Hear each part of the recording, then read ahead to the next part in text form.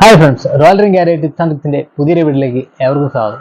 ഇന്നത്തെ നമ്മുടെ വീഡിയോ എന്ന് വെച്ചാൽ റോയൽ എൻഫീൽഡ് ക്ലാസിക് 350 റിബോൺ ആണ്. അപ്പോൾ ഇതിന്റെ പ്രോബ്ലം എന്താ വെച്ചാൽ ഇത് സ്റ്റാർട്ടിംഗ് ഡബിൾ ആണ്. അപ്പോൾ എന്തുകൊണ്ടാണ് വണ്ടി സ്റ്റാർട്ടിംഗ് ഡബിൾ കാണിക്കുന്നത് നമുക്ക് വീഡിയോയിലൂടെ മനസ്സിലാക്കാം. അപ്പോൾ നമുക്ക് വീഡിയോയിലേക്ക് പോകാം.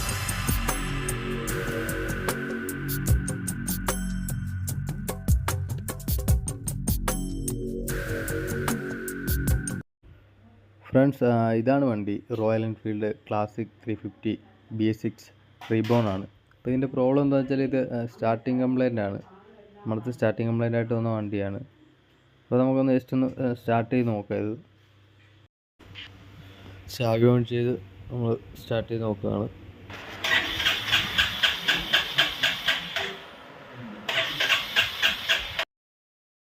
നമ്മൾ സെൽഫ് അടിച്ചിട്ട് വണ്ടി സ്റ്റാർട്ടാവണില്ല. അപ്പോൾ നമ്മളിതിൻ്റെ പ്ലഗ് കാര്യങ്ങളെല്ലാം ചെക്ക് ചെയ്തു. പ്ലഗിലേക്ക് നല്ല രീതിയിൽ കറണ്ട് വരുന്നുണ്ട്. പിന്നെ പമ്പും വർക്കിംഗ് ആണ്. വേറെ വാണിങ്ങോ കാര്യങ്ങളൊന്നും കാണിക്കുന്നില്ല. പിന്നെ എന്തുകൊണ്ടാണ് വണ്ടി സ്റ്റാർട്ടാകാത്തത് നമുക്ക് വീഡിയോയിലൂടെ മനസ്സിലാക്കാം. വീഡിയോ മുഴുവനായിട്ട് കാണുക. വീഡിയോ ഇഷ്ടപ്പെട്ടാൽ തീർച്ചയായിട്ടും ലൈക്ക് ചെയ്യുക, ഷെയർ ചെയ്യുക.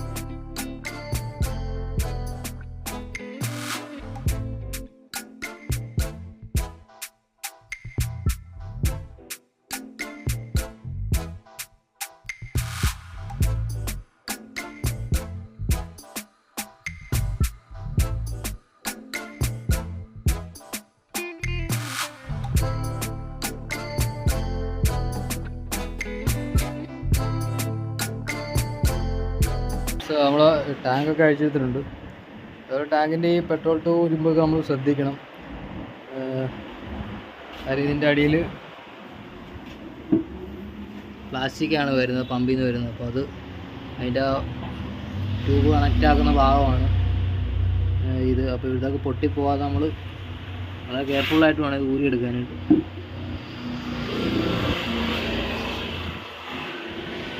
സീറ്റും ടാങ്കും നമ്മൾ അഴിച്ചിട്ടുണ്ട്. ഇതാണ് ഇതിൻ്റെ ഫ്യൂൽ ഇഞ്ചക്ടർ. അപ്പോൾ ഇഞ്ചക്ടർ നമുക്ക് അഴിച്ചെടുത്തിട്ട് നോക്കണം എന്താണ് കംപ്ലൈൻറ്റ് എന്ന്.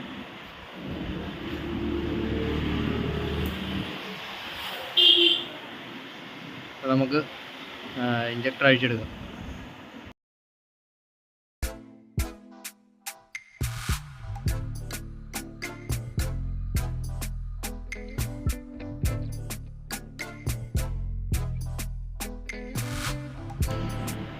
ഇഞ്ചക്ടറിന് 2 ബോൾട്ടാണുള്ളത്.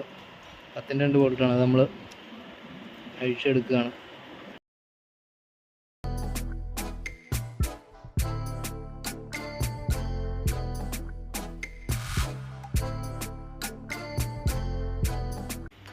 ഇതാണ് നമ്മുടെ ഫ്യൂൽ ഇഞ്ചക്ടർ. നമ്മൾ ഫ്യൂൽ ഇഞ്ചക്ടറിൻ്റെ കണക്ഷനൊക്കെ ഒഴിവാക്കുകയാണ്. അപ്പോൾ നമ്മൾ വണ്ടി സെൽഫ് സ്റ്റാർട്ട് ചെയ്യുമ്പോഴത്തേക്ക് നമ്മൾ കറണ്ട് നല്ല രീതിക്ക് വരുന്നുണ്ട്. അതേപോലെ തന്നെ പമ്പും വർക്കാകുന്നുണ്ട്.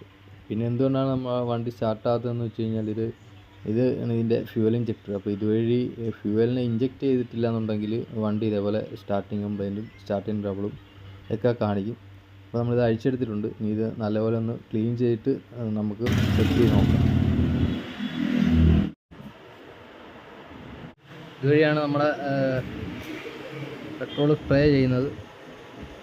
ഇതുവഴിയാണ്. അപ്പോൾ നമ്മളിതൊന്ന് ക്ലീൻ ചെയ്ത്, മൊത്തം അഴുക്കാണ്, ഫുൾ അഴുക്കുണ്ട്. ഇഞ്ചക്ടറിലും അതിൻ്റെ ബോഡിയിലുമൊക്കെ അഴുക്ക് കാണുന്നുണ്ട്. അപ്പോൾ നമുക്ക് നല്ലപോലെ ഒന്ന് ക്ലീൻ ചെയ്തിട്ട് സെറ്റ് ചെയ്യാം.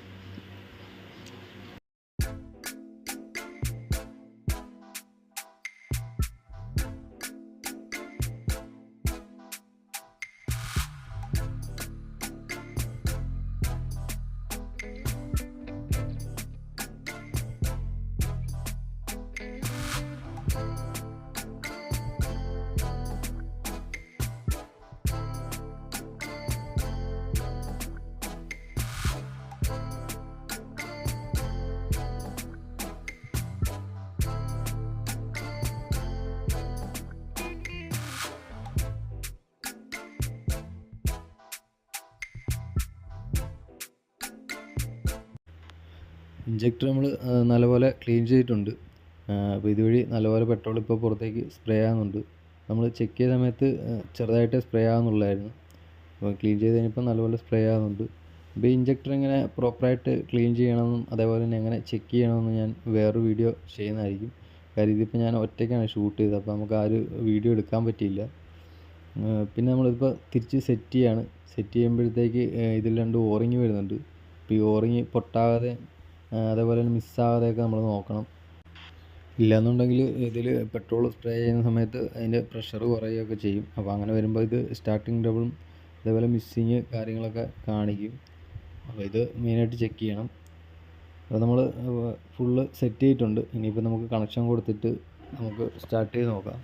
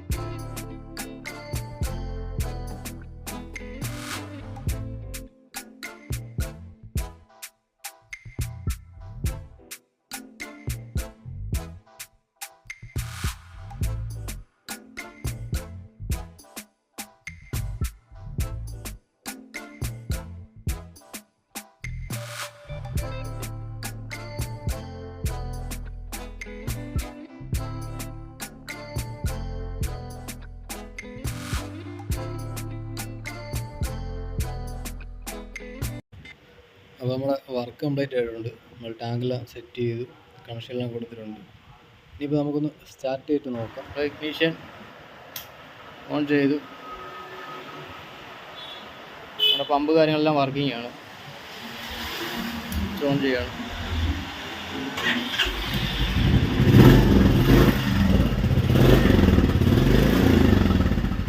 സ്റ്റാർട്ടായിട്ടാണ് നമ്മൾ ടച്ച് ചെയ്തപ്പോൾ തന്നെ സ്റ്റാർട്ടായി.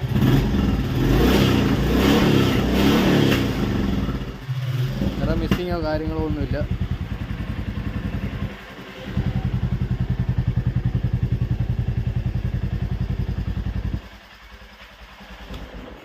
നമ്മൾ സ്റ്റാർട്ട് ചെയ്ത് നോക്കാം.